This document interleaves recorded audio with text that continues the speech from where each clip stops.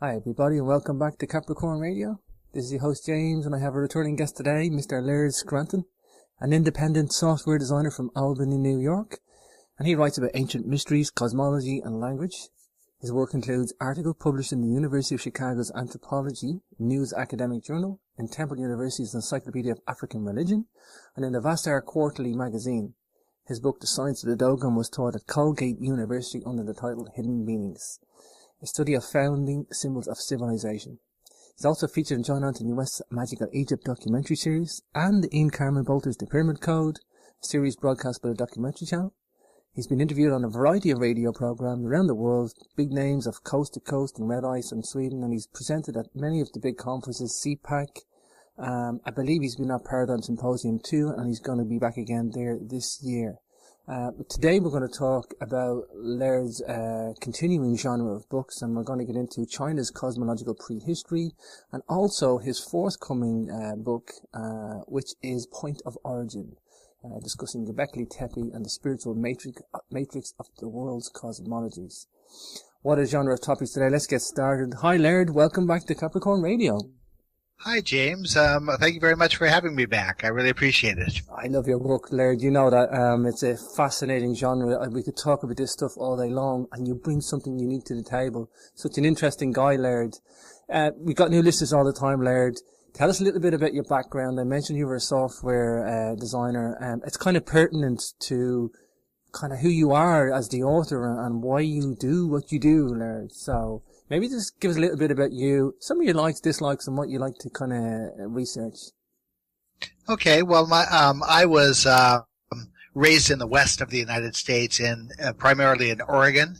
I went to high school in Portland, Oregon, which is a very interesting and odd place. Mm-hmm. I was one of the early male co-eds at Vassar College in Poughkeepsie, New York, where I met my wife, Risa. I'm now living in Albany, New York. My profession has been as an independent software designer for businesses, and we run sort of a mom and pop company. And in the mid 1990s, I got interested in ancient cosmology. I was introduced to the Dogon tribe, who are a modern day African tribe and sort of a crossroads for ancient traditions. And then I've ended up writing a series of books on ancient cosmology and language, focusing on Africa, then Egypt, then India, then to Tibet and China, and then the forthcoming book sort of ties all of those together to a common origin in the region of Turkey where Gobekli Tepe is. Wow, fascinating, Laird. What lovely regions to be writing about. They always captivate people's attention. Especially the Dogon. There's just not enough authors on the Dogon. Probably a very good reason is that it's such a complex or difficult subject to research, write about.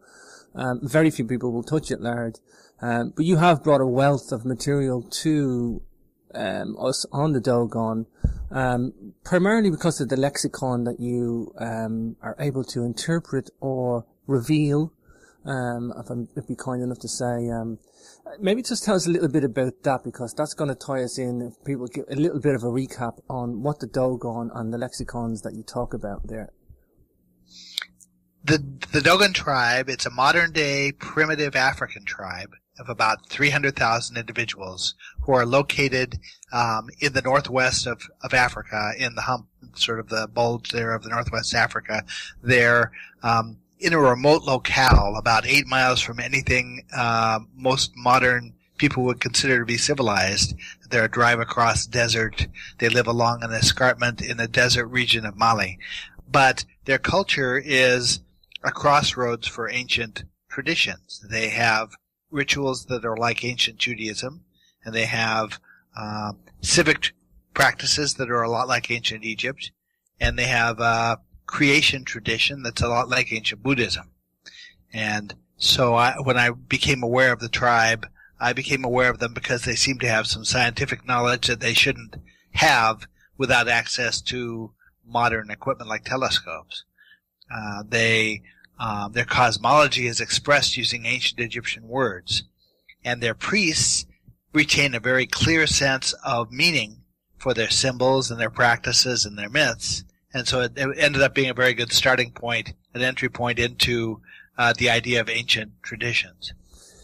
Yeah, and this is the thing. We're going to get into China's cosmology. The Dogon cosmology, controversial to some. It's pretty interesting, fascinating.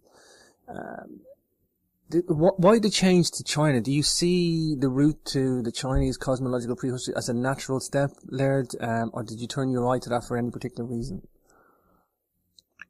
Well, my field is comparative cosmology, which means that I compare the similar practices of ancient cultures, the similar symbols, words, and myths, and rituals, and I try to learn more about those practices by comparing how these different cultures see them.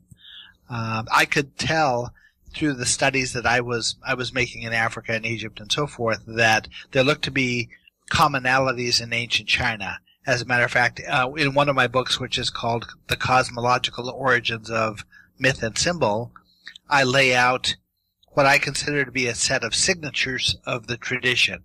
And what I mean by that is practices that if you find them among a culture are a good indicator that the culture was part of the same ancient tradition as I've been pursuing. And I used those signatures to predict what I would find in Tibet with a tribe called the Naki. Well, the language of the Naki is acknowledged to be a precursor of the ancient Chinese language, and so it was sort of a natural extension of that to move into China and try to explore things in China. Sure. Let's talk about China, early China. China's been in existence for, I think it's the only country or civilization that's been in existence since 3000 BC and continuously. Some may argue that, but I think it's pretty continuous all the way through. These guys were pretty advanced early on, rich in their culture and their knowledge. Let's talk about early China and let the precedent for the book then, Laird. One of the difficulties we have with China as compared to other cultures, China is the tradition we're pursuing in China is contemporaneous with what I found in Egypt. It starts about the same time, around 3000 BC. The difficulty in China is that events that happened and things that transpired around 3000 BC didn't get written down, or at least we don't have written texts to reflect what happened until around 300 BC. And so you have this vast gap of knowledge. In Egypt, you have all sorts of evidence, written evidence. You have papyruses, and you have inscriptions, and you have carved inscriptions, and you have painted wall scenes and so forth. You have a wealth of evidence in Egypt to connect us from 3000 BC forward to more modern times. But in China, we don't. And so the academic authorities in China are in dispute over the tiniest details of ancient Chinese practices, the meaning of a particular word or the meaning of a practice, whether it was an actual practice or a theoretical one, whether a particular term refers to a tribe or a god or an emperor or a series of emperors or what. Things are cast in mud in China as opposed to being cast in stone in Egypt. And so it makes it a little more difficult task to try to research it. Wow. Chinese are known for their astronomy. If you look up you can find the comets or supernova in the Chinese record. These guys were advanced in their astronomy. Do we know anything about the origins of their astronomy or cosmology, the broader concept? From the origins, is it written down that somebody gave it to them, or they developed it, or it was hard work, or? Well, there are a number of aspects to the tradition of the ancient traditions of China, and I'm trying to focus on, first of all, the oldest ones, because that seems to be where the connections are to what I study, and second of all, to the ones that there's some firm information about. I'll give you an example. In China, as in the other cultures I study, one of the ancestors take on importance. They take on a significance in the myths of early China. The idea that ancestors who are quasi-mythical and quasi-historic were the bringers of civilizing skills. And in China, those are perceived as having been emperors or sage teachers. The problem is that there is a tradition of 8 sage emperors in China, but the authorities, the academic authorities, can't agree on who the 8 candidates actually are for those positions. They know there were 8, but there are numerous different people who are identified as, or mythical people who are identified as these 8 sage emperors. And so I try to discuss the ones who are the likeliest candidates and give interpretations based on that. There's a lot of commonality in terms of theme and outlook that links very well to the cultures I'm studying. In China, we begin with a creator god and a goddess, a mother goddess, as we do in other cultures. The creator god, his name is Fuxi, or some people call him Poxi, and the mother goddess is Nu Wa. Mm-hmm. And the earliest image we have of these two deities, they have sort of curling serpent tails, and they're holding tools in their hand. He holds a carpenter's square that he uses to measure the squareness of the earth, and she holds a compass that she uses to measure the circularity of the heavens. Now, these are tools that are familiar to us from the Masonic or the Templar traditions. So there's a connection there. There's also a connection because the idea that we're measuring circularity in the heavens and squareness in the earth brings us to archetypical concepts of reconciling a circle with a square, or the notion of reconciling processes above with processes below. The idea that the earth is below and the heavens are above. And so immediately we also get into notions of pairing of opposites, male and female, a male god and a female goddess. And so we're immediately introduced to Chinese traditions using these themes that are very familiar to the cosmologies I've been studying. Let's talk the relevance of the mulberry tree, or tree of life, maybe some call it, or, this spirituality tree or spirit tree, and just talk about the relevance of this in the whole grand scheme of Chinese cosmology. Well, each culture that I study, there are aspects to their history and to what is known about the culture that and I end up classifying as sort of loose ends. I can see that they had significance in the culture, but they don't tie directly to things in the other cultures that I can link to. And so I accumulate over time all of these loose ends. And the concept of the mulberry tree was one that I had considered to be a loose end from the Dogon culture. I knew that it had significance. But in China, until I got to China, I didn't understand what the significance had been. A lot of ancient cultures have a concept of a primordial tree, a tree of life, or a tree. The concept of a tree growing up with branches is it relates to the notions of axis, the axis of the world, the axis mundi. It relates to concepts of ascension of matter and ascension of spirituality in a person. So in China, it becomes clear that there may originally have been 2 trees involved, a tree of life and a tree of the cosmos, basically a cosmological tree or a primordial tree. And one seems to have related to notions in the macrocosm above, and the other one seems to have related to the microcosm of matter.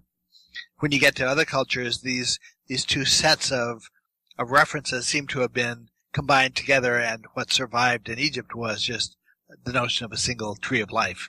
And that's sort of what carries forward with the Dogon and carries forward in Buddhism, is the idea of a single tree.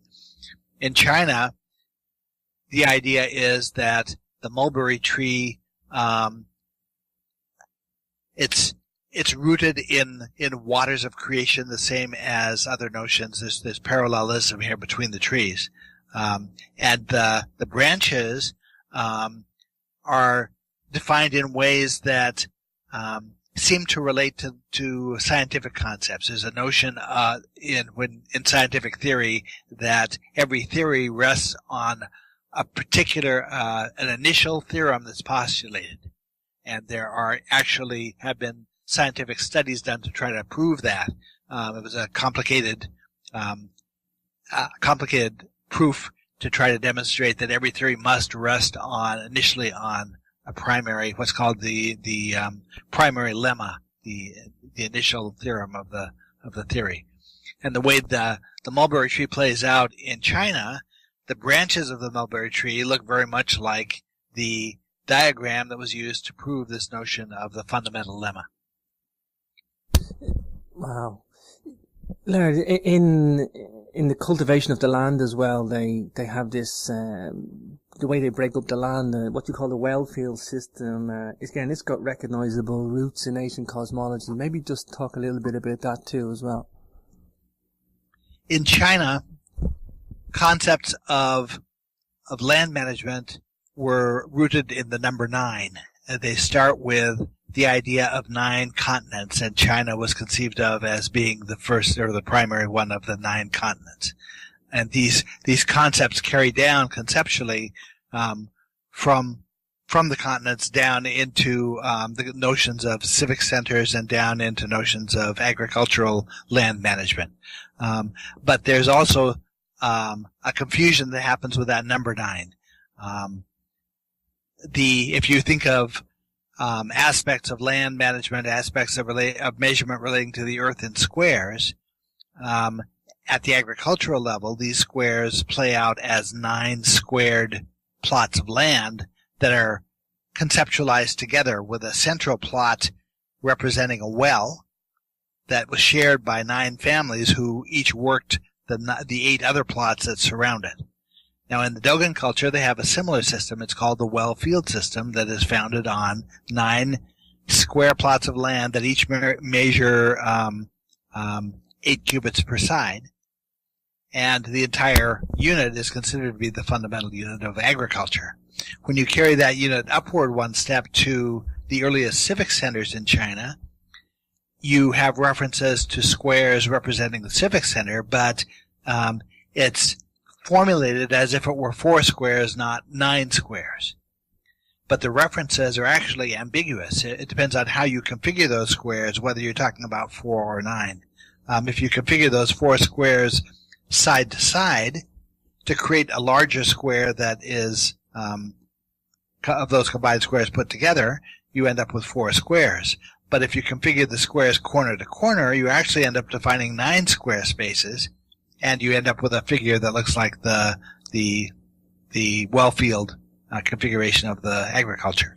And according to the sources that I base my studies on, which are primarily for this aspect of it, it's primarily Paul Wheatley of the University of Chicago, mm-hmm. and an anthropologist by the name of Walter Fairservice, who actually taught at Vassar College where I went. Every ancient Chinese, all of the earliest Chinese civic centers were based on this same configuration of the 4 or the 9. As it turns out, linguistically, the creator god that we were talking about earlier, whose name might be Fuxi or Poxi, mm-hmm. the word Fu means, in the Egyptian hieroglyphic language, means 4, and the word Po means 9.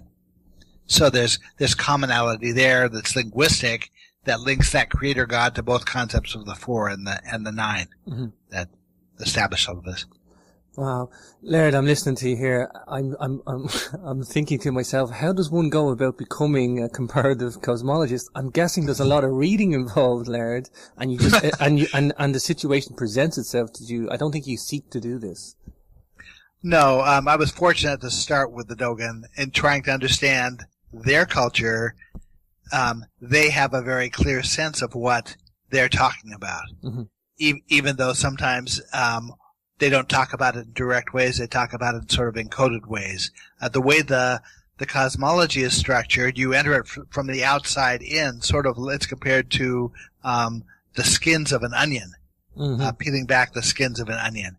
And so you get, in the outer framework, you get sort of general statements of what's going on, and the more you circle in on the core of it, the more you get to the heart of what they're really talking about. Okay, in talking about Chinese civic centers, the earliest Chinese civic centers are contemporaneous with the earliest Egyptian civic centers, and according to my sources, they functioned very much like the earliest Chinese or Egyptian cities did. an interesting point is that you might imagine that these civic centers formed around agricultural centers or around military centers where there were fortifications, or maybe around centers of commerce. That's a reasonable assumption to make on the part of somebody who doesn't know. But the truth of the matter is that these civic centers were aligned like religious shrines are aligned in Buddhism. Mm-hmm. They were aligned according to a particular method that is used to align a Buddhist stupa. Mm-hmm. And they grew up around civics, religious centers, ceremonial centers that were spiritual or religious in nature, not material in nature, or not, let's say, economic in nature. Sure. And so the suggestion is that cosmology played a very important role in the establishment of these earliest civic centers. Oh, wow. Laird, you're talking about sophistication encoded into China's prehistory and the Dogon too, for that matter. And you talk about the Dogon clearly knowing what they're doing. It may not seem like that to the outsiders who look at the Dogon. A lot of people give the Dogon credit, and a lot of people just don't give them any credit for anything because they don't understand. Do you find the same problem with China, that they knew what they were doing, they were encoding all this information, probably from the same original tradition or source? And do they get the recognition for that in China today? If I had had perfect knowledge approaching China, mm-hmm. I could have demonstrated fundamental relationships between Egyptian hieroglyphic language and the Chinese hieroglyphs with a single word. Mm-hmm. There's a very simple Egyptian word that means week. It's a unit of time. It refers to a 10-day week. And the word is written with two glyphs. The Egyptian sun glyph, which is a circle with a dot in the middle of it, and the Egyptian number 9, which is an upside down U. 10, which is an upside down U. Together, those two glyphs symbolically say 10 days. And when I first looked at that word, I realized that the word was telling me they had a 10-day week. And I went and I did some research and discovered, sure enough, they had a 10-day week. Well, when you go to China, their earliest word for week was written with two glyphs. Their sun glyph, which was originally round with a dot in the center of it, and their number 10. And it also, to me, symbolically says 10 days. They also had a 10-day week. The problem in China is that there's a very famous myth in China about an archer who shoots 10 suns from the branches of a tree. And so the Chinese scholars come along and they see the sun glyph, and rather than interpreting it as representing a day, which it can represent, they interpret it as representing a sun. And so they look at the word for week, and it says 10 suns. And they see it as a reference to the myth, not a reference to the meaning of the word. But fundamentally, from that one word, you can demonstrate that the two languages were originally formulated in the same way, that they were read the same way, and that the words originally defined their own meanings the way I interpret Egyptian words to define their own meanings. Mm-hmm. And so at that level, you have absolute comparability between the two systems. Those are fundamental similarities. We have a wonderful comparison between 7 stages of creation. Let me talk a little bit about the Taoism. Is it Taoism? I presume that's the pronunciation. Taoism and the 7 stages of creation, and how that applies to the Dogon too now. Yes, and actually we find this in many different cultures. We'll see it in my upcoming book, Point of Origin. It ends up being fundamental to understanding the symbolism of the god Ganesha in India. We're going to find it again in a follow-on book to Point of Origin that talks about stages of creation in India and stages of creation actually in the Egyptian Book of the Dead that are not really very well understood. And it all comes back to the same concept. The concept is that it rests on the notion of how matter is formed. As matter forms from waves, the Dogon say that there's a fundamental structure called the egg of the world. Essentially, you can think of this as being, if you think of matter forming like bubbles, imagine that the earliest soap bubbles you blow, sometimes the early ones pop. It takes a while before you can get one that will hold its shape. And the same thing happens with matter, that the bubbles of matter are so insubstantial when they begin that they can't hold their own weight. They end up collapsing. And so what you have at this fundamental structure of matter is a wrapped up bundle of 7 collapsed dimensions that the Dogon called the egg of the world. Now, they diagram how these shapes form. They have a series of 7 diagrams that show how the structure is created, and they end up conceptualizing it as 7 rays of a star that emanate from a particular point, rays of increasing length. Or, as an alternate, they draw a spiral around those rays and conceptualize it as a spiral.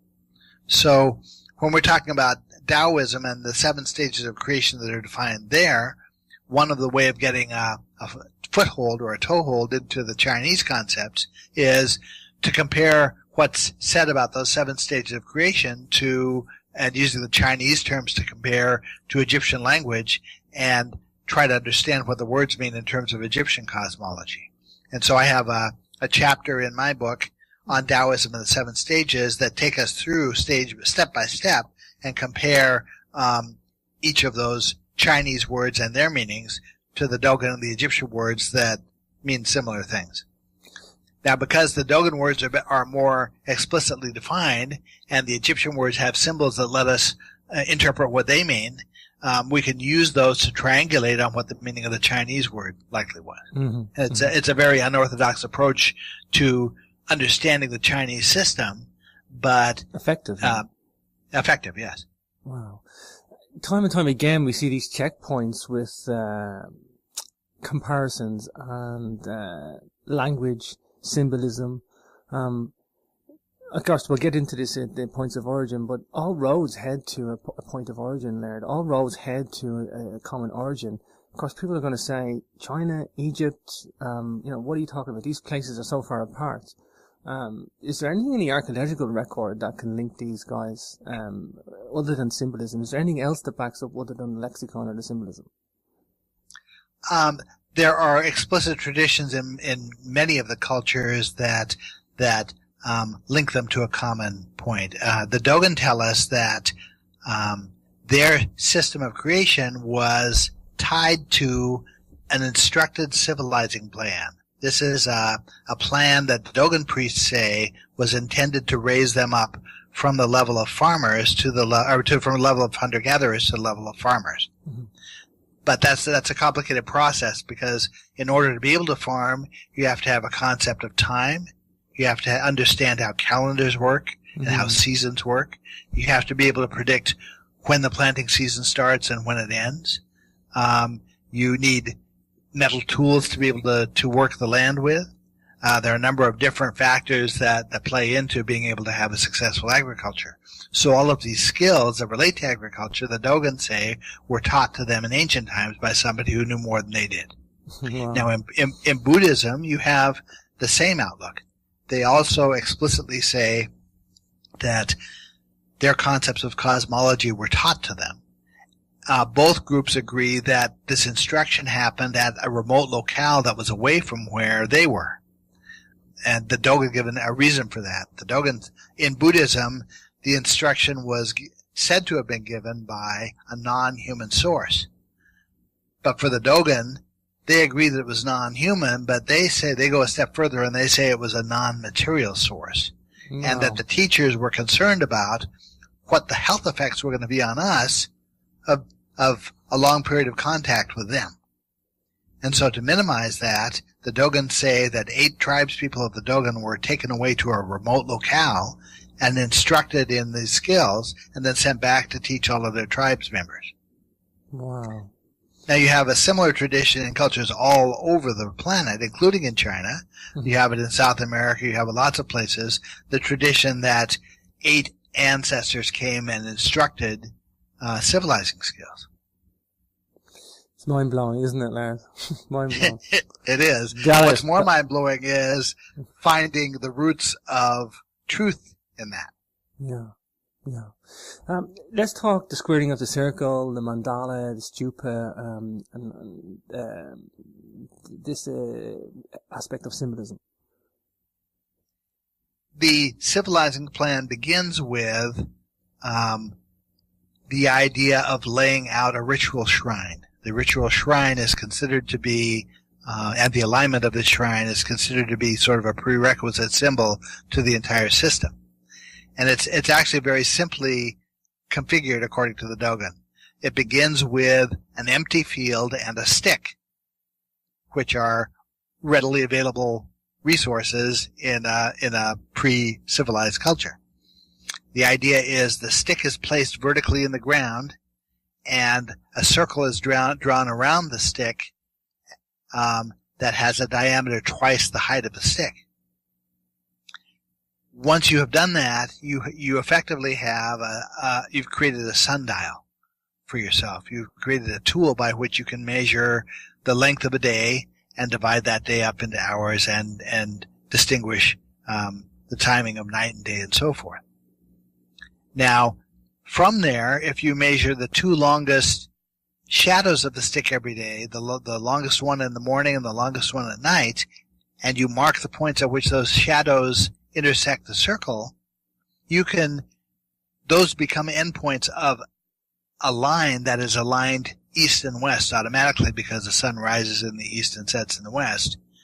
And if you mark that line every day and were to track that line every day, you would see that it moves.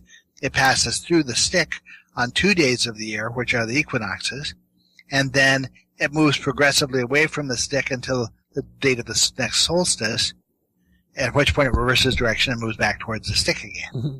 And so the same figure that gives you a sundial also gives you a way of measuring the seasons in the calendar. You can figure out from that how long a year is. You can predict when the seasons start and end, sure. And it's a prerequisite to being able to have agriculture. Laird, I know the answer to this question, but for the viewers and the listeners and the readers, you've wrote a lot of books on the Dogon. You're referring back to the Dogon. Do they have to have read all the Dogon material? This is a very complex story. No, they don't have to. In the early books, I try to recap the information that the reader is going to need. I try to bring them up to speed, so to speak, with all the Dogon information as we move on to the next piece of it. But that becomes impractical as you move on, and so when we get to the later books, I summarize just the pieces the reader is going to need to understand the topics I'm talking about.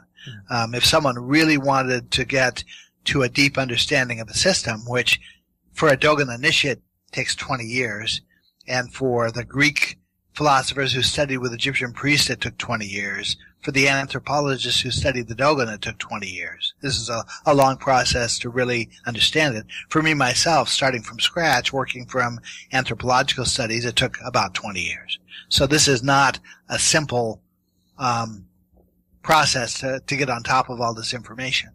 But they don't have to understand it all to be able to understand the books. Mm-hmm. The books are presented in a way so that someone who doesn't have scientific knowledge, doesn't have background in the anthropology, can understand what we're talking about.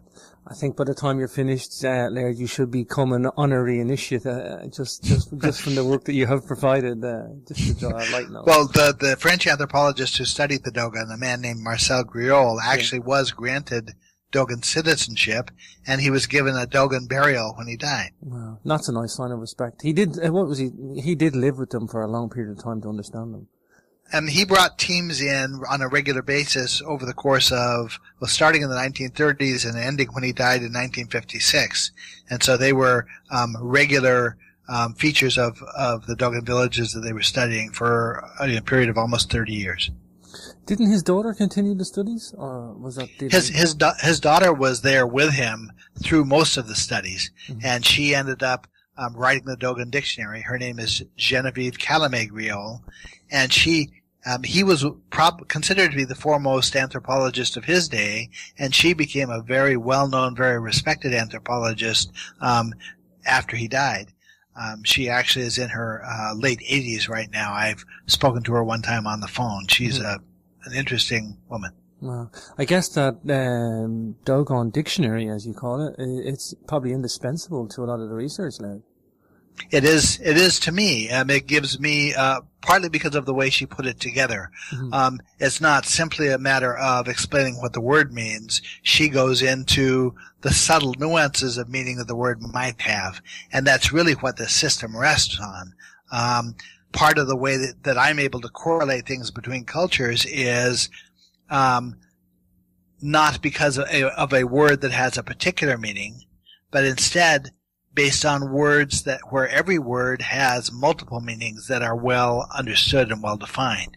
And these multiple meanings, when you move from one language to another and you find the same multiple meanings associated with the same term, that is sufficient to be a unique lock on meaning. It's a unique correlation between the words.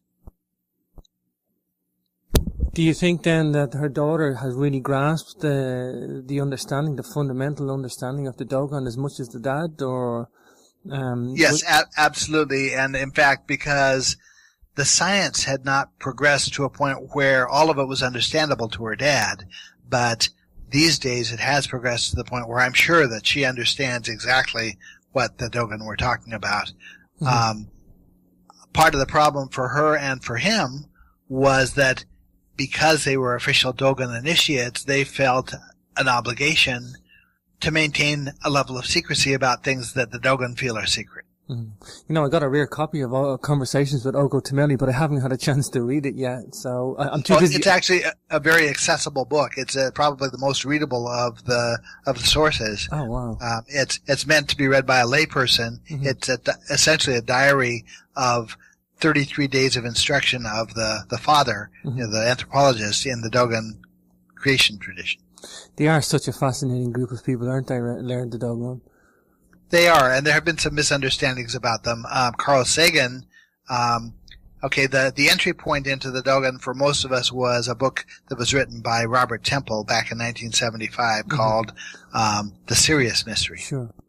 And he was trying to understand how it is that the Dogon knew that the Sirius star system in the sky, the bright star in the sky, isn't actually one star. It involves two stars, a bright star that's a lot like our sun, and a small dwarf star, a white dwarf star that orbits around it, or they orbit with each other. Mm-hmm.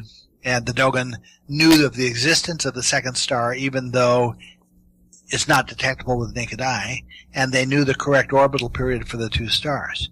And Temple was trying to claim this as evidence of an alien contact. Mm-hmm.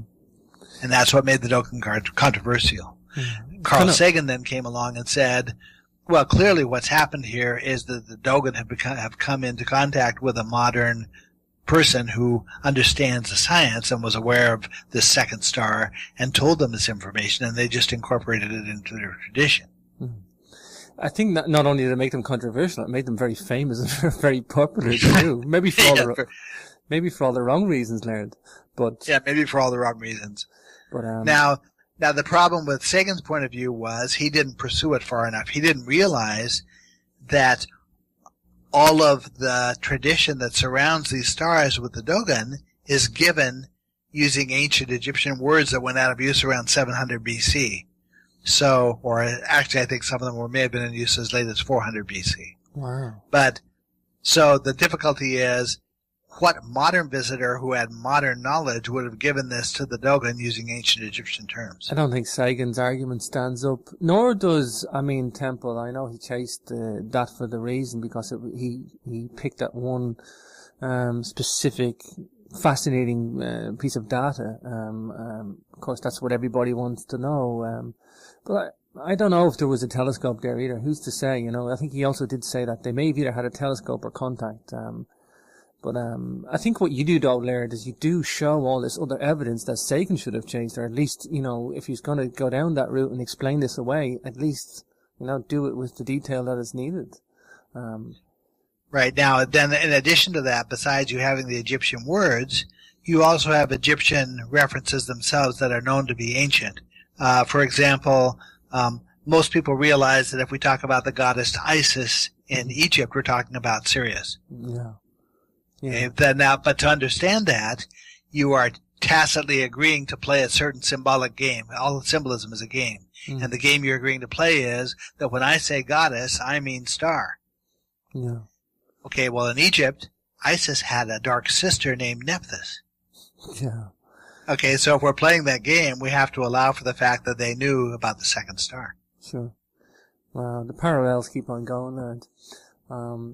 Okay, back to China. I got to talk about the I Ching because I actually seen something pretty recent on this. I think everybody knows about the I Ching. I don't think anybody really understands it to any deep detail, but some are saying that there's even a binary code into this. This looks to be evidence of sophisticated advanced knowledge there. It does, and the I Ching is, or I Ching as they're different pronunciations for the terms, is the most prolifically written about subject in China. There are thousands of books right now that provide interpretations for various aspects of science and life and spiritualism that relate to the I Ching. Now, for my purposes, the connections I'm trying to make rest at around 3000 BC, so I was favoring the earliest outlooks on the tradition, what was originally said to be true about it. And I was particularly interested in the phonetics of it. The way the cosmologies I study work, it's traditionally understood that cosmology preceded written language.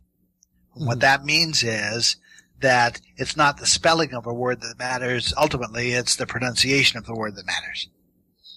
So the way that cosmological terms are formulated within the tradition, they have a number of phonetic roots that carry conceptual meanings associated with them, or symbolic meanings associated with them. And these roots are combined together to form larger terms. And so the term Yijing or I Ching rests on two phonetic roots that I'm familiar with in the cosmology. The first one is Yi, which represents the process, it represents the concept of change. Now, the I Ching is described as the book of changes, but my sources in China say that that really should be interpreted in the singular, not in the plural. It's the concept of change, not changes. And it's conceptualized as a change in state that something goes through. And to give you an example, this lines up with a Dogon concept, and the notion is a change in state like water goes through phase transitions with temperature.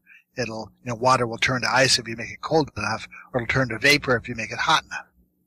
Well, this term Yi in China is reflecting that same concept of a change in state.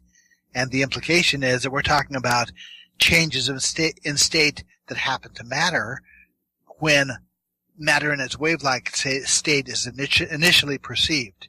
This act of perception causes changes in state. Now, to get a little bit technical with you and try to explain why this happens, Einstein has a theory of relativity that basically says the more massive an object is, or the faster it's accelerated, the slower the time frame has to be. That's the only way that the speed of light remains a constant, is that if I move faster, for light to have a constant speed in relation to me, time has to slow down. That's the definition of how you calculate speed. So as we go down conceptually in matter down to its wave-like source, as things get less and less and less massive, time frame has to speed up. And so you end up at the bottom of matter in a situation where you're running at essentially an infinitely fast time speed in relation to us. The idea would be like if you were standing on top of the entire Empire State Building, filming downward, filming the traffic below you, and speeded that film up to the point where it was moving so fast that the traffic looked like waves as opposed to particles. Now, in that state, Heisenberg says that as you get below a certain level of mass, any act of perception has to disrupt the thing that's being perceived. Mm-hmm. Things get so small that the act of perception interferes with the positioning or the speed of the thing you're observing. So when you get to nearly massless waves, an act of perception, since it has no mass, that means it has no acceleration. An act of perception that disrupts it can only give it acceleration. And when you accelerate it, you end up causing it to vibrate the same way that if you step on the brakes of a car too suddenly, you cause the car to vibrate. And this vibration ends up creating changes in state in the wave, draw it upward like Dogon compared it to drawing a tent cloth up from its center, picking it up by its center. Mm-hmm. And these fundamental particles end up vibrating and going through changes in state. Well, the term yi refers to that change in state. The term jing refers to the vibration.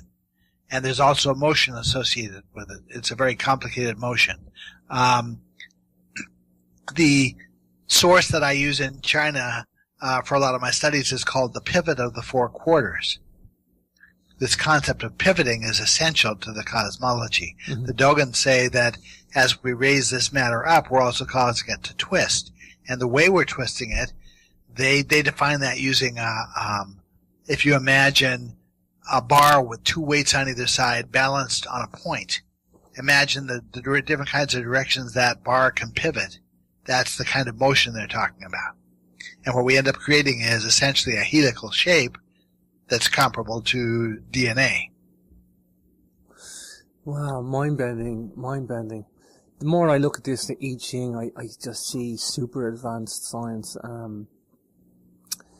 Let's talk the zodiac. This is the key one for me, Laird. Obviously, the name of the show is Capricorn Radio. I love astrology. I actually quite like Chinese astrology more than I do Western. There's so much connotations with Western astrology. I know in China today, they actually accept the astrology as a system of whatever, a planetary effect or a solar effect, or it's accepted in business and culture in a way, much like Western astrology is somehow, demonized or bastardized in newspapers with divination and all sorts of weird and wonderful stuff. However, we do have on two parts of the globe, two systems of astrology. One concentrates on the year, one concentrates on the month. Although both of them really do concentrate on both. The Chinese astrology, although it concentrates on the year, it does go further into the monthly breakdown. And in the same way, Western astrology does concentrate on the month, but then does further analysis goes on to the yearly breakdown, or the year you were born. It seems like an obvious comparison to the layperson there, that to have two astrological systems that are very, very complex. Some say the Chinese is more complex than anything. Maybe just talk about the comparison there with the astrology systems. My friend John Anthony West actually wrote a book years ago called The Case for Astrology. I have a copy. And that's an interesting book also, and he lays out a lot of the sensible reasons why we might want to consider this as having some validity. Mm. But the zodiac itself is actually a fairly late development in terms of humanity. In terms of ancient culture, we don't really see a well-formulated zodiac until around 700 BC. But Griol, who studied the Dogon, claimed that all of the essential elements of the zodiac existed in Dogon culture, and which I relate to the period of around 3000, 3200 BC. Mm-hmm. He talks about each of the pieces of it. And my foothold into Chinese cosmology, or Chinese zodiac, really came out of Gobekli Tepe, which is not discussed until Point of Origin book. Mm. At Gobekli Tepe in Turkey, we have these megalithic pillars, these stone pillars that were carved, with these beautiful carved animals that are well preserved that we can look at, a number of different animals. And I knew when I started becoming familiar with Gobekli Tepe that certain animals relate to the Dogon cosmology, and certain animals that are pictured on these pillars don't relate to Dogon cosmology. And I was trying to understand why that was, because I was looking at these pillars as if they were representing cosmology. And so, knowing that we have increasing commonality of language as we go back further and further in time, I decided to look at Egyptian hieroglyphic names for these animals to see if I could find any clues as to what they represented. Mm-hmm. What I found was that the names of every animal represented on the Gobekli Tepe pillars are pronounced like key terms of ancient cosmology in Egypt and for the Dogon, even the ones I didn't think were connected. So I understood from that we really did have a link to cosmology through this stuff. At Gobekli Tepe, it looks like these are a kind of proto-writing where you could speak the name of the image of the animal and be also at the same time speaking a term of cosmology.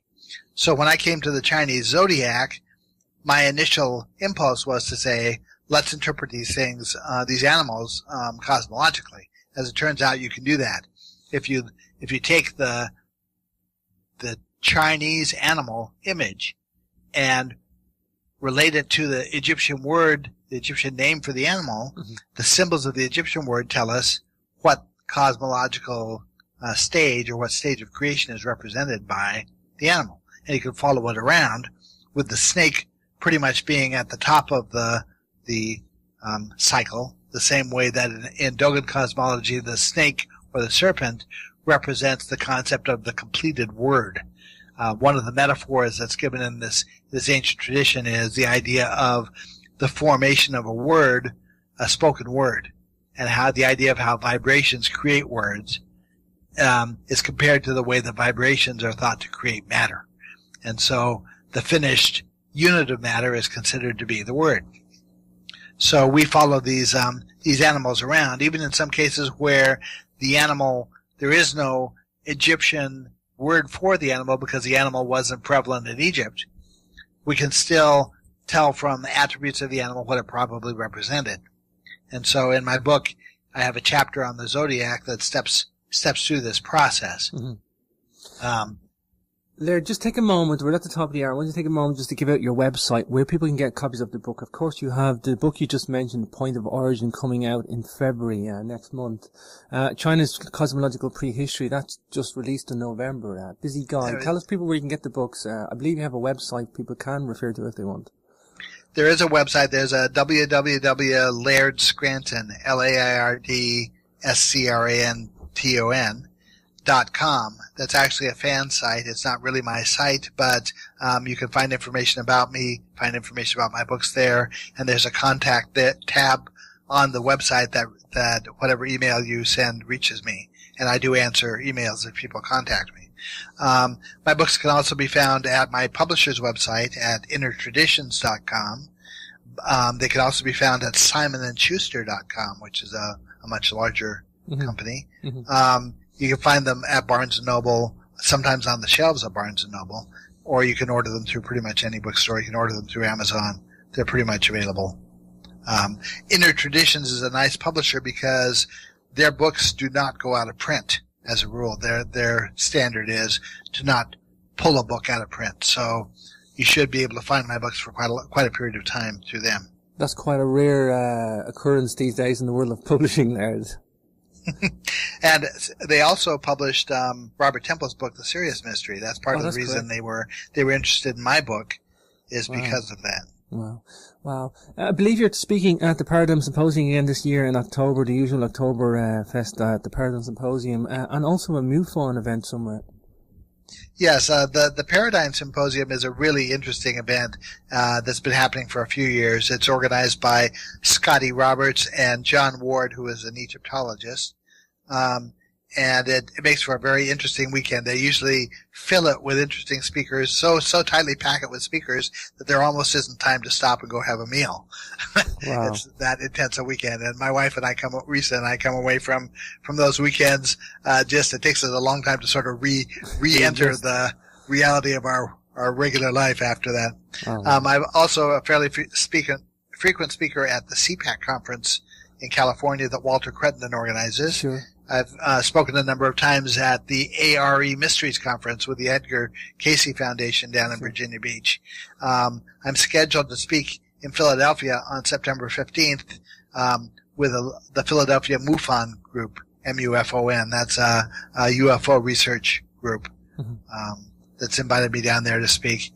And I do radio shows and podcasts fairly frequently. I write articles for magazines and things like that. Wow. Okay, Laird, I want to touch on a few questions on Point of Origin. I think it's very unique to talk about Gobekli Tepe in this way. And like you say, most people want to check out the astronomical alignments and they want to get into the archaeology. That's great. I did a show on Gobekli Tepe, a few now, but you're bringing something new to the table with this, analyzing the mythology, the etymology, and the cosmology with the animals. Was this a necessary step to go to Gobekli Tepe when you realized the origins? Well, as I say, I understand my foothold into the China zodiac came from Gobekli Tepe. And the reason I had looked at that was because my friends John Anthony West and Robert Schock were planning a trip to go there and had invited my wife and I to a party at John's house the night before they left. And I wanted to be able to be conversant about Gobekli Tepe. And so I realized that there were linguistic connections to the animals there.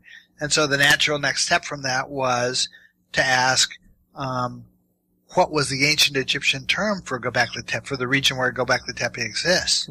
I know that the Greeks called it Cappadocia. Yeah. It turns out there's an ancient Egyptian term for that region that is pronounced Get Petkai, which is, over the course of 7,000 years, a pretty close approximation to Gobekli. Wow. So then I started looking at Turkish words for Gobekli Tepe. I realized there were 25 different definitions for the word tepe in Turkey, in the modern Turkish language. And I could tie at least a dozen of those to Egyptian meanings pronounced tepe. So I knew I had commonality there that the ancient Turks must have understood the term tepe the same way the Egyptians do. Wow. Now in Egypt, they have a concept of the first time. This is the mythical period in which their culture was supposed to have started. That's called Zep Tepe. And so I wondered, could there be a connection to that term tepe? Tepe, it seemed awfully coincidental. And that was sort of a starting point into the process. Again, in a perfect world, if I had known what I was doing, I would have started with that term and tried to work forward. There is a set of archaeological features at Gobekli Tepe. There are standing stones and pillars and carved animals and stone circles and a number of different features there. The high mountaintop sanctuary itself. These are all elements that, when grouped together, form sort of a unique signature of what we might be looking for to be able to tie it forward to the other cultures. A lot of these things survived in the later cultures. I mean, we know that vultures were associated with goddesses in a lot of ancient cultures, and that serpents were associated with kingship in a lot of cultures. We know that the goose and other animals that are pictured on pillars at Gobekli Tepe were important in ancient Egypt. So trying to tie those forward. So what I do is, essentially, I found this term Get Petkai, which is formulated in an archaic way. It's not, the word is not put together the way a normal Egyptian word is put together. And there are a couple of other, what look to me to be ancient sanctuary names that are formulated the same way. They begin with a little glyph that looks like a shrine, a picture of a shrine, and they end with a three-humped mountain glyph that I think together, those two glyphs, I take that to indicate a mountaintop shrine or sanctuary like Gobekli Tepe.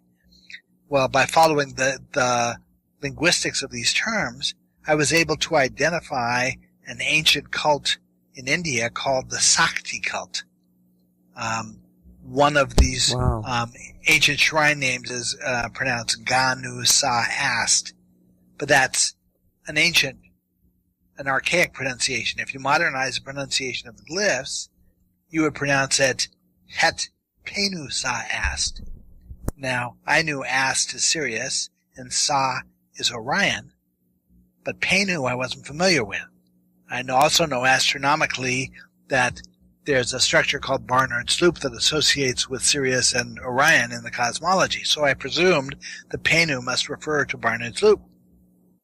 Well, if you follow that word Penu forward, in Egypt it refers to a shrew mouse, and there are a number of sanctuaries in Egypt that relate to a mouse god. And if you follow forward in India, there are two archaic mother goddesses named Dharni Penu and Tana Penu, who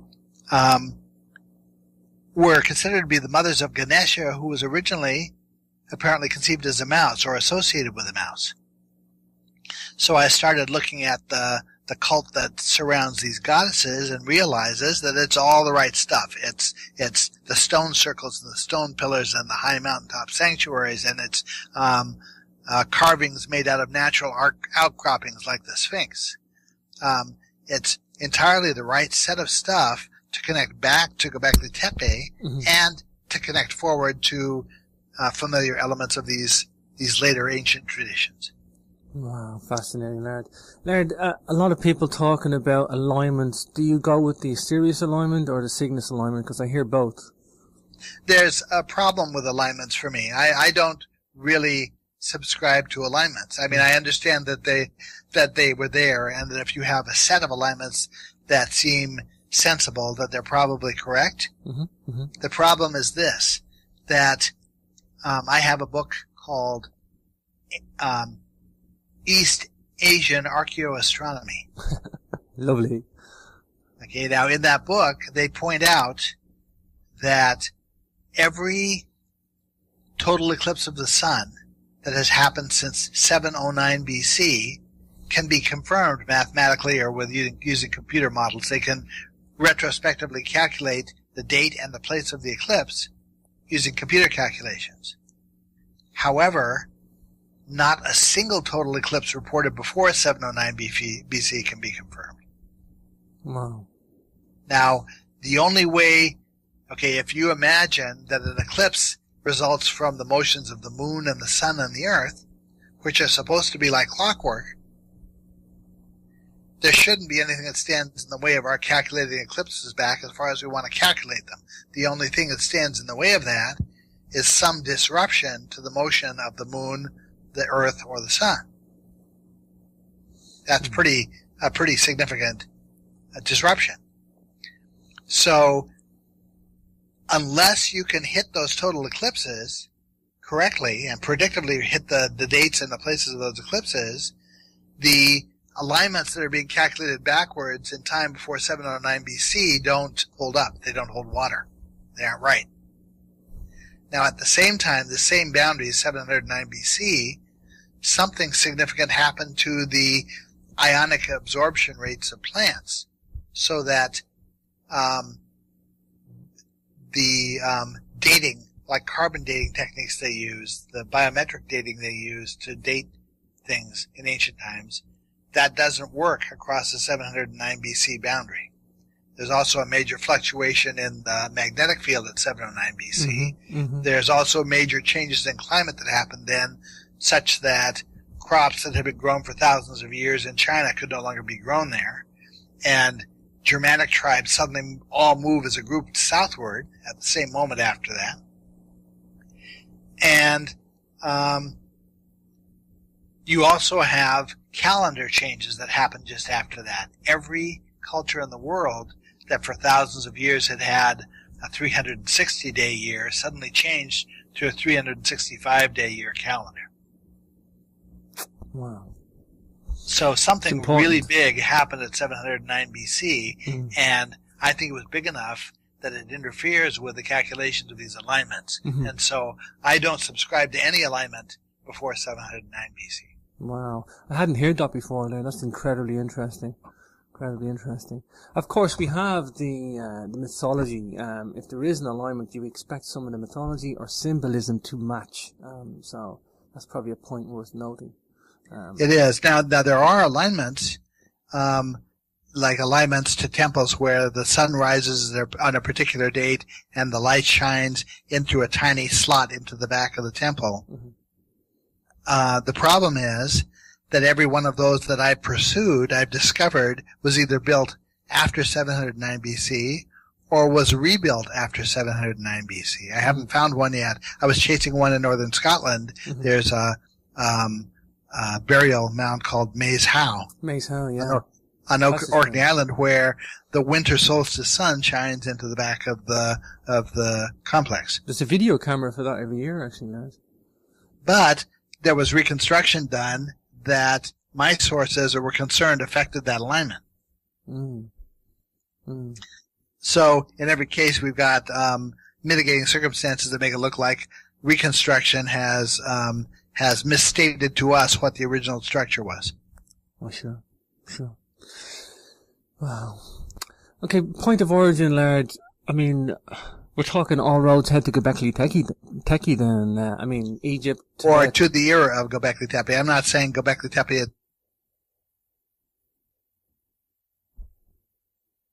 itself, I think Gobekli Tepe meets the criteria. One of its locales. As a matter of fact, I mean, you have pictures of vultures prominently on the pillars there. Mm-hmm. In Buddhism, they flatly say that the first time knowledge was passed to humanity by a Buddha was at a place called Vulture Peak. Wow. So you have lots of reasons, circumstantial reasons, to think that this might represent one of those instructional shrines. Now, other circumstances are in that same region of Gobekli Tepe, you have, Gobekli Tepe is so old that it precedes the first evidence we have of tools required to build it. Mm-hmm. It's the location where we find the first cultivated grains. It's the place where we find the first animal husbandry, mm-hmm. domesticated animals. Mm-hmm. It's a place where we find the first metallurgy. Mm-hmm. So it's completely credible that these skills were instructed there because they first appear there. Mm. Wow. Yeah, I think it's Metsamor is pretty close, the oldest metallurgical plant in the world. Megalithic as well. Fascinating though. I could talk about Gobekli Tepe all day, Laird. Do you think perhaps they're going to find more animal carvings than the other ones that are buried? I think they are, because it looks to me like the ritual burying over of these sites was a deliberate thing. I'd been looking at another site, a later site that was also deliberately buried, but rather than burying the megaliths, Mm-hmm. There are some researchers, Robert Schoch, I think, believes that the megaliths at Gobekli Tepe were buried to protect them. Mm. Well, at this later site that I'm looking at, there was deliberate burial done, but they left the megaliths unburied. They weren't trying to protect the megaliths. Mm-hmm. And the things they did bury, they left symbolic messages as to why they buried them. They left specific artifacts arranged in a particular way that I can tie to specific Egyptian words and terms. Wow. And one of the words is, it means to cover over or to bury. And the symbols, the glyphs of the words, play out the scenario that happens every day in a Jewish temple when they cover over a Torah scroll and tie it and put it back in its cabinet. Do you think perhaps they were decommissioning the monuments? I don't think they were decommissioning. I think what they were saying was, just as in Judaism, when they're finished with their instructional lesson every day, which is one portion of the Torah scroll, one day's portion of the Torah scroll, so they get through the entire scroll in a year, when they finish that portion, they carefully cover it back over and put it away in a safe place. Mm-hmm. I think that ritually that's what was being done at these sites. They are saying the purpose of this site came to its proper completion, and to indicate that, we're going to carefully cover it over, preserve it, and indicate to whoever wants to see, looking back from the future, that this was not interrupted, this was completed. We obviously see the symbolic stages of creation at Gobekli Tepe down in this animal figurines. We do, and we also see some other symbols that are very interesting. In the tradition that I'm pursuing, when you get to the oldest versions of it, the idea is that the universe, our universe, was not created as a standalone thing. It has a pair. It has a twin. It has a non-material twin. And that, in fact, universes are created in pairs, and that ours was actually the fourth of 7 pairs, according to these traditions. Mm-hmm. Now, the idea of a temple is it's the place where the non-material universe meets the material universe. Mm-hmm. And cosmologically, the idea is that the material universe we see is the product of a non-material element coming together with a material element, and the automatic result of those two energies coming together is what we see as the material universe. So, at Gobekli Tepe, you have some symbols that say that. You may be familiar with that there what looks like a carved H symbol at several points on the Gobekli Tepe symbols. That happens to be a very old Masonic symbol that represents the idea of a non-material energy coming together with a material essence and creating the universe. That's a symbol that means that. Yeah. You see these little hemisphere-like handbag symbols. There's a square with a sort of a hemisphere above it. 3 of them in a row. Well, that shape is the shape of a very early form of an Egyptian temple called a seh, S-E-H. And it was a portable shrine that was considered to be the conceptual foundation of temples in Egypt. And in ancient cultures such as in Iran, there's a form called a chaitya. It's an ancient form of a temple where it's understood that 3 hemispheres constitutes a temple. Mm. And so what you have on this shrine at Gobekli Tepe are 3 of these hemispheric shapes that, to my way of thinking, represent the term temple. This Gobekli Tepe really is a prototype, Laird. It's a prototype to, like you say, it's with the intention of civilizing. That's the intention. It's not just a prototype to experiment with an idea. It's a deliberate prototype for civilizing.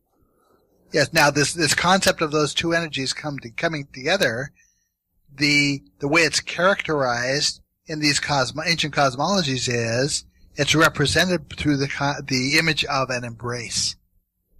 Mm. And actually, there's an Egyptian word for pillar that also means embrace.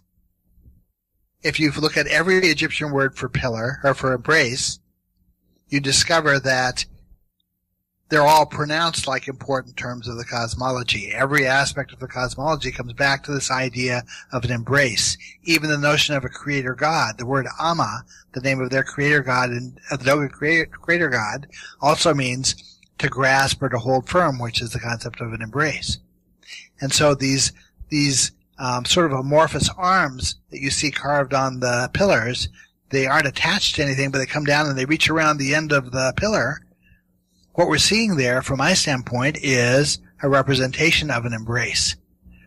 Now, in the original tradition, we're talking about mother goddesses, not gods. And it's really interesting that the symbol, the non-threatening symbol they used to represent themselves to us from the non-material side, was a hug. It's a motherly hug. Wow. The thing that gets me, Laird, is that, we're often told that, until Gobekli Tepe appeared, we're often told that, agriculture comes first, and because we have a byproduct and surplus of goods, we've got too much time on our hands and too much money and too much food, so we become religious and we create buildings and all that, and that all comes later. However, what Gobekli Tepe has shown that there's a religious function first, and then the agriculture comes. I think what your work shows, though, Laird, is just how rooted in stone that is. I mean, pardon the pun. How deliberate. Yes. How deliberate, how specific, how ritual, how religious. This was everything. This was like, advanced, systematic ritual, with a very specific purpose. And actually, I see it, similarly to that, but a little bit off center from that. If you imagine the Ice Age as being an event that disrupted what is likely to have been a higher level of civilization prior to the Ice Age and just dropped us back to the level of hunter-gatherers following it. Mm-hmm. Now imagine a well-intentioned group comparable to the Peace Corps or comparable to FEMA in the United States coming in after a disaster like that and trying to help us get a leg back up on civilization. All of the Egyptian and Buddhist terms that refer to a first time linked to Dogon terms that refer to a time when humanity was restored to culture. Mm-hmm. And that perspective on it makes me think that someone was deliberately trying to help us recover from a disaster, this is not an initial instruction. This is a recovery. Uh-huh. So the idea is that shortly after the end of the Ice Age, suddenly we see these sanctuaries turning up. The purpose of the sanctuary is instruction, and whoever was instructing us decided that they also needed to give us a creation tradition, and they rooted that creation tradition in science, the same way that if I were teaching a 2-year-old about where babies come from, I might not tell them all of the specific details of how a baby is created, but I would tell them some kind of a story that was scientifically in the ballpark of what really happens. I would say a part of a father comes together with a part of a mother and creates the baby. So that's sort of what was going on. Myth is the very infantile level of that. It's the here's someone who has no initiated knowledge. We're going to give you a general idea that's going to orient you in the right direction towards what the science is. And then the farther into it you get, the more specifically close to actual science you get. Sure. To the point that the creation traditions are talking about what causes matter in its wave-like state to become a particle and what existed before the Big Bang. Things that our scientists aren't even talking about. Yeah. Wow. Do you look at any other places outside Gobekli Tepe, Catalhoyuk, places like that? Do you see anything worthy of mention there? Any other places in Turkey? I'm sure there are. The very fact that I can see the existence of other sanctuary names in the Egyptian language that are archaic tells me that there are other sites buried we haven't found. Wow. But I'm not sure that Catalhoyuk is one of those. It looks like it might be. I mean, it has a different slant on things. It's also later in time. It's a couple of thousand years later in time than Sure. Gobekli Tepe. But what I do tap into are what look like related instructional sanctuaries much later in time, around 3200 BC. We come across things that seem conceptually connected to Gobekli Tepe. It looks sort of like if you think of Gobekli Tepe as being first time instruction, these look like secondary time instruction, and they fall just before the appearance of dynastic kingship, just before agriculturally based kingship appears all around the planet. And so it looks like there might have been a second effort. If you even think about it, in Judaism they say when the jealous God says, "Thou shalt have no other gods before me," that statement implies that there were other gods.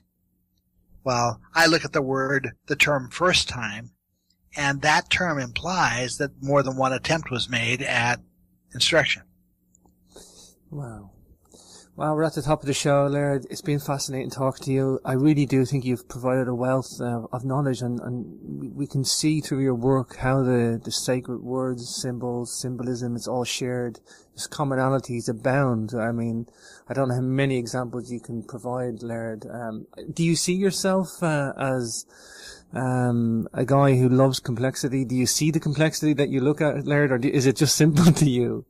No, actually, my whole outlook on the world, my whole mindset, my entire life has really been one of trying to reduce fractions. If I'm navigating a complex set of directions in the city, I always sort of mentally reduce it down to a figure that is simple. I reduce it to straight lines and right angles in my mind.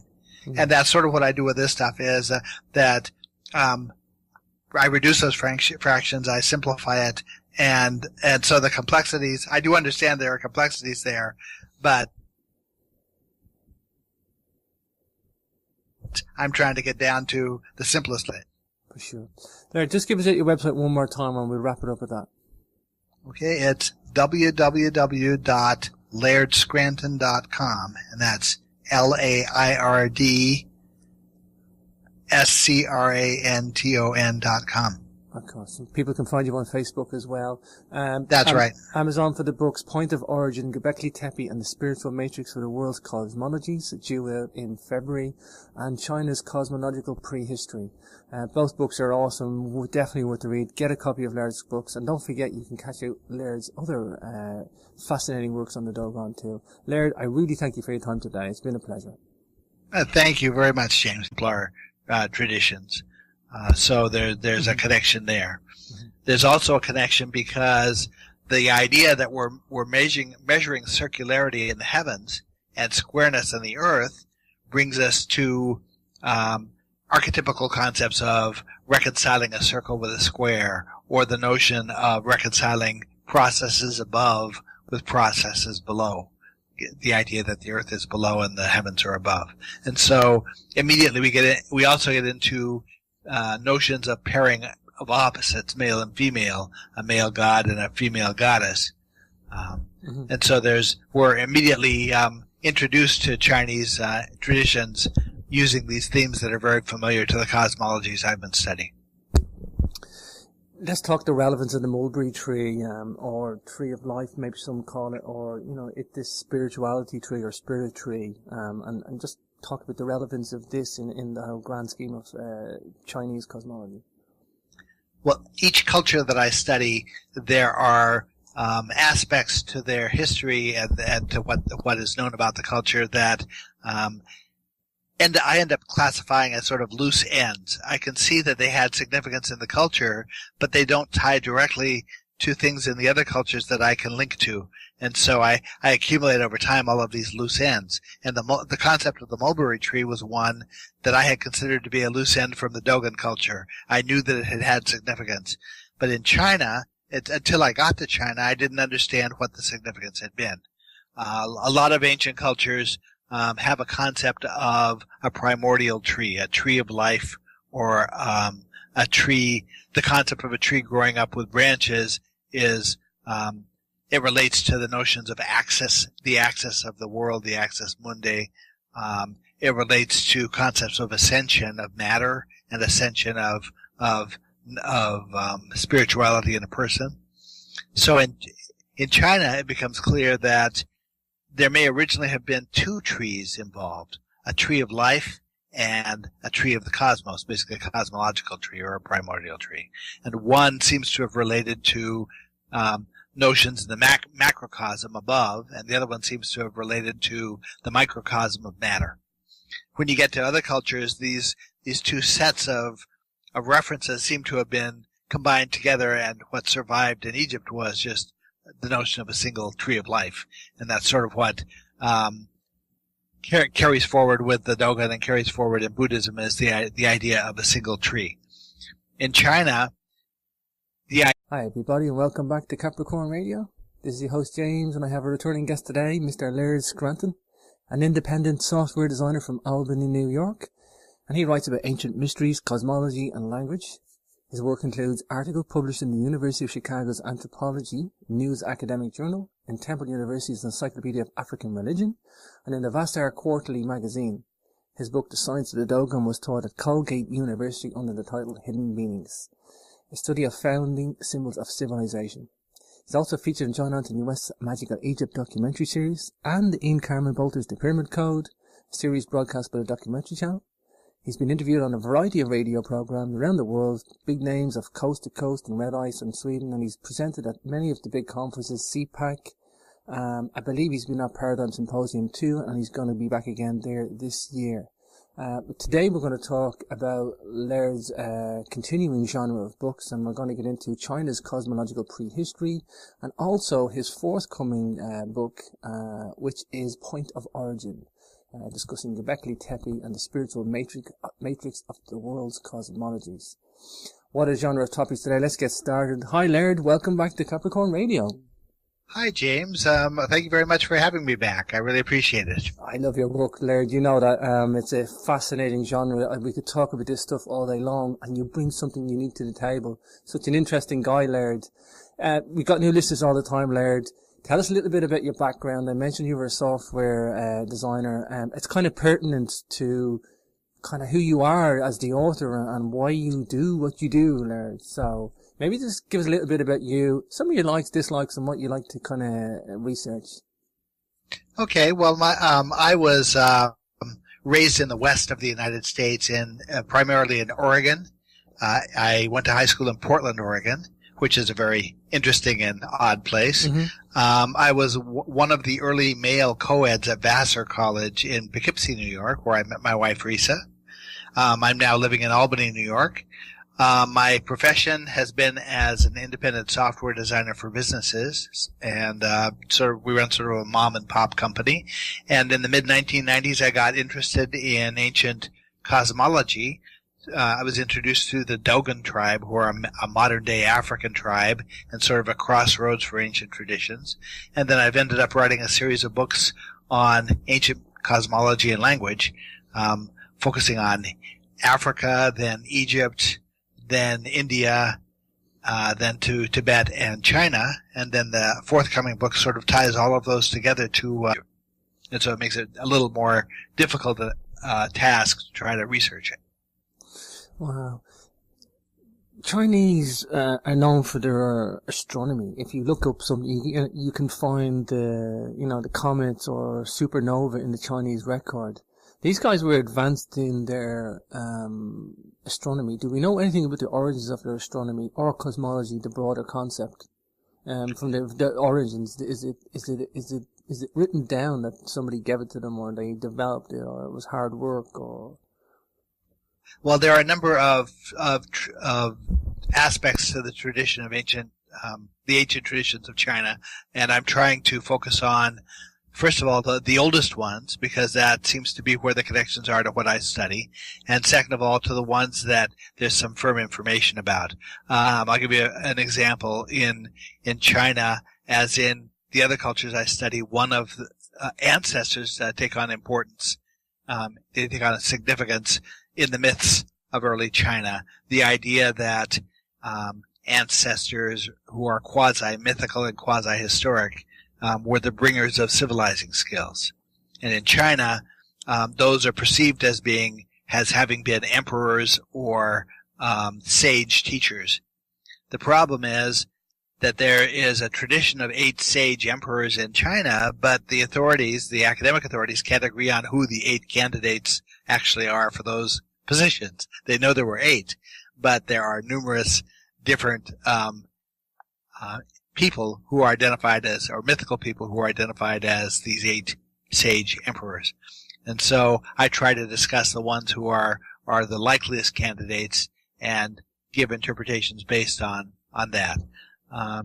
There's a lot of commonality in terms of theme and outlook that links very well to the cultures I'm studying.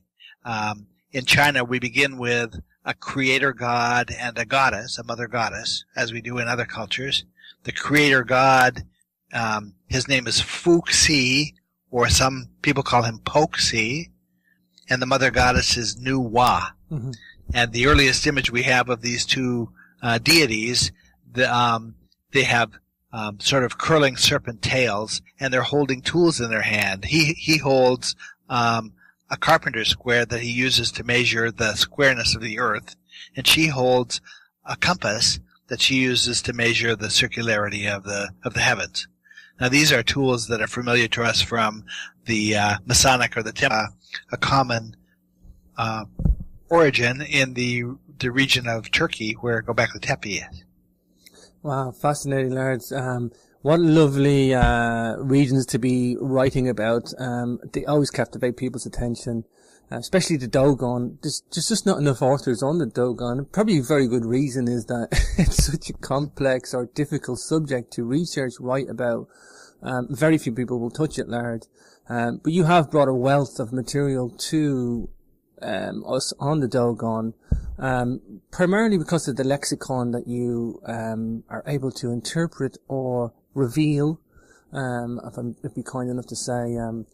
Maybe just tell us a little bit about that, because that's going to tie us in. If people give a little bit of a recap on what the Dogon and the lexicons that you talk about there. The Dogon tribe, it's a modern-day primitive African tribe of about 300,000 individuals who are located in the northwest of Africa, in the hump, sort of the bulge there of the northwest Africa.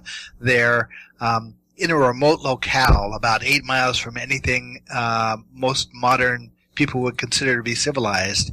They're a drive across desert. They live along an escarpment in the desert region of Mali.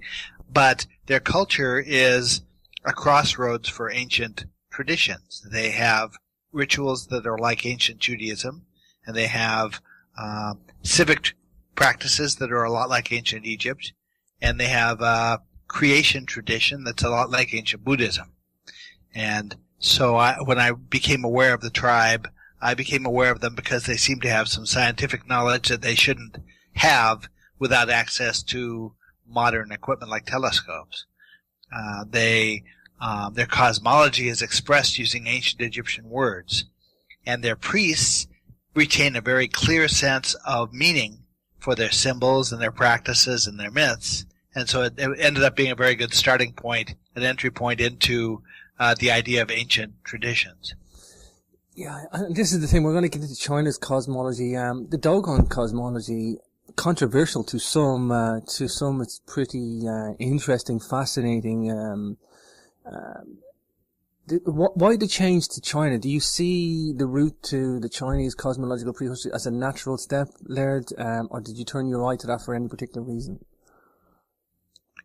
Well, my field is comparative cosmology, which means that I compare the similar practices of ancient cultures, the similar symbols, words, and myths, and rituals, and I try to learn more about those practices by comparing how these different cultures see them. I could tell through the studies that I was making in Africa and Egypt and so forth that there looked to be commonalities in ancient China. As a matter of fact, in one of my books, which is called The Cosmological Origins of Myth and Symbol, I lay out what I consider to be a set of signatures of the tradition. And what I mean by that is practices that if you find them among a culture are a good indicator that the culture was part of the same ancient tradition as I've been pursuing. And I used those signatures to predict what I would find in Tibet with a tribe called the Naki. Well, the language of the Naki is acknowledged to be a precursor of the ancient Chinese language, and so it was sort of a natural extension of that to move into China and try to explore things in China. Sure. Let's talk about China, early China. China's been in existence for, I think it's the only country or civilization that's been in existence since 3000 BC and continuously. Some may argue that, but I think it's pretty continuous all the way through. These guys were pretty advanced early on, rich in their culture and their knowledge. Let's talk about early China and let the president for the book then, Laird.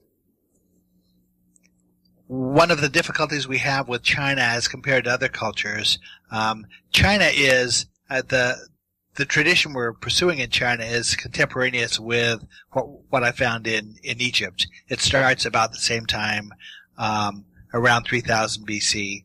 The difficulty in China is that events that happened and things that transpired around 3000 BC didn't get written down, or at least we don't have written texts to reflect what happened until around 300 BC.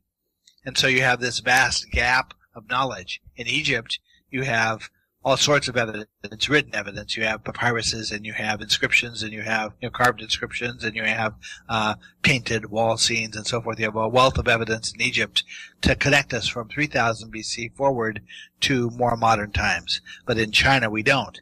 And so the academic authorities in China are in dispute over the tiniest details of ancient Chinese practices, the meaning of a particular word or the meaning of a practice, whether it was an actual practice or a theoretical one, whether a particular term refers to a tribe or a god or an emperor or a series of emperors or what.